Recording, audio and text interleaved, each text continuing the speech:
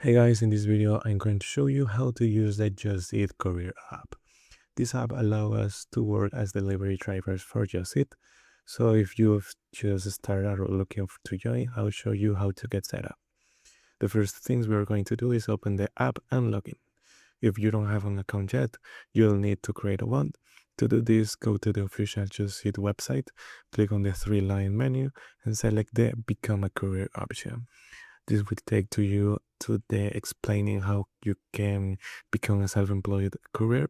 By clicking sign up now, you'll see the requirements.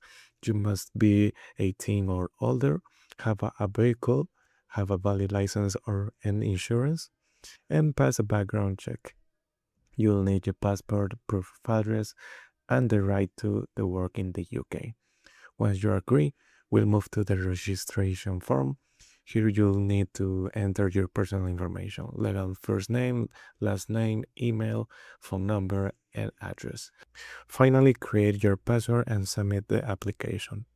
After verifying your identity and being accepted, you can start earning money by making deliveries with Just Eat. And that's it.